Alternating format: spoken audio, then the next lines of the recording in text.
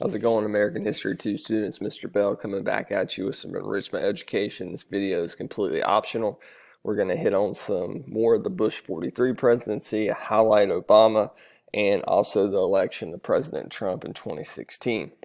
So we talked about the Bush foreign policy last time, obviously defined by 9/11, the September 11th terrorist attacks. We're going to talk about some of his domestic policy. So what was his domestic policy, which he got a lot more done than people thought, considering he was fighting the war on terror.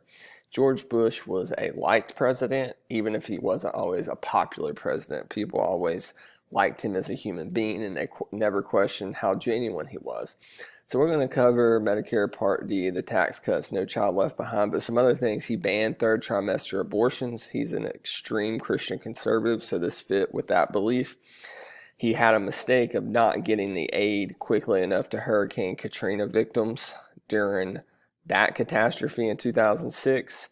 And his presidency ended on a sour note with the Great Recession, with the housing industry and the banking industry collapsing because of some deregulation that both Republicans and even some Democrats had pushed for catching up with us. No Child Left Behind. This push for standardized tests, it created gateway years to where you had to pass the standardized test for that year to be considered a member of the subsequent grade. And it created some kind of core classes that defined those gateway years, like biology. In other words, it made high-stakes testing a part of our education system. The better states did on high-stakes testing, like the EOC, NCFE, EOGs that you guys took when you were younger, then the more money they got from the federal government. This is a very unpopular thing within the educational world. Medicare Part D, he added a Part D to Medicare, which of course is health care the government helps pay for the elderly. And with Medicare Part D, it expanded the number of prescription drugs that Medicare would pay for, as well as the percentage, the amount of money they would pay toward them. He cut taxes by giving everybody a $300. He cut taxes and sent a $300 rebate check, known as the stimulus, to kind of spur the economy on in 2004 when he was running for re-election. The tax cut increased the deficit, especially when we were spending so much fighting two wars in Iraq and Afghanistan. But it did kind of get the economy going for the first time since 9/11. All this was being done by the Great Recession of 2008. The Great Recession. Banks were giving out home loans to people that couldn't afford them. When they couldn't pay back those home loans, the banking industry collapsed in on itself. A lot of this was done by deregulation and allowed banks to give loans to people who had no business living in the expensive house that they were living in. Somebody that should be living in an $80,000 home was given a loan to a $500,000 home. When they couldn't pay it, the bank was out $500,000 and that home got foreclosed on. So the person was out of luck and the bank was out of luck. So whoever the next president was going to be, whether it was McCain or Obama, ended up Obama was going to inherit a big, big economic mess. This is the president you probably most remember in your lifetime. The first African-American president, ran on hope and change, beat the great John McCain to become president in 2008, re-elected. We're doing an overview here of Obama's presidency. When he beat Mitt Romney in 2012, he was a senator from Illinois, raised by his grandparents in Hawaii. Obama's domestic policy. It was defined by Obamacare, but we'll get there in a minute. Congress blocked a lot of what Obama wanted to do, so there was a heavy use of executive orders. He passed the Race to the Top initiative. States would compete against each other as far as education was concerned via test scores. The top 20 states in test scores would get that funding. We were one of those states.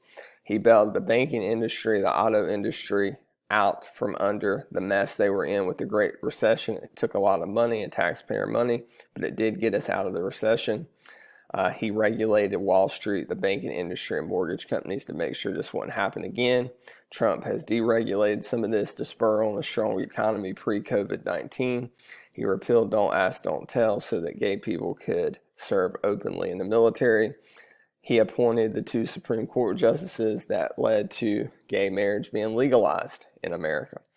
He allowed the Bush tax cuts to expire, although it took longer than people would think. Obamacare. So what is Obamacare? It says that it's basically a giant expansion of Medicaid, and it says that if you do not have health insurance, you would be fined $800 per year. So you were required to have health insurance either through your employer, through Medicaid, or you could buy the medical care from these Obamacare exchanges that were set up. Many people thought this was problematic. It cost way too much money, but it did have some positives because it stopped insurance companies from not covering people when they had a pre-existing condition. For example, your insurance company, because of Obamacare, couldn't say, well, you have cancer, it's going to cost us too much money, we're dropping you off the insurance. Obamacare blocked it. It also allowed you to stay on your parents' health insurance till you're 26. This helped because after the Great Recession, millennials were having a hard time finding a job right out of college, like myself. His domestic policy was pretty strong, especially from a liberal perspective. His foreign policy, not as much. He allowed ISIS to grow and build. He did pull troops out of Iraq before his election in 2012, kind of for a political reasoning, which was, looking back, was a mistake because it allowed ISIS, who he called the JV team, to rise. He ordered the raid on bin Laden. That was a big victory. He got Iran to quit going for nuclear weapons, but he did this by paying them a large amount of money. Many people saw it as a bribe. His last foreign policy debacle came with the Benghazi Scandal. Now, if you believe President Obama, he had nothing to do with this. This was all handled by Hillary Clinton. There was an attack on September 11, 2012 by Al-Qaeda. There had been emails sent to Hillary Clinton, who was the Secretary of State, asking for help. They saw an attack on the horizon based on chatter in the intelligence community. That help was never given. An ambassador named Chris Stevens was killed. Obama denied knowing anything about this. Clinton kind of took the blame for this. She was under investigation. They looked for her emails. She had the server acid washed. This was a big thing that led to Trump's rise, the rise of right-wing populism.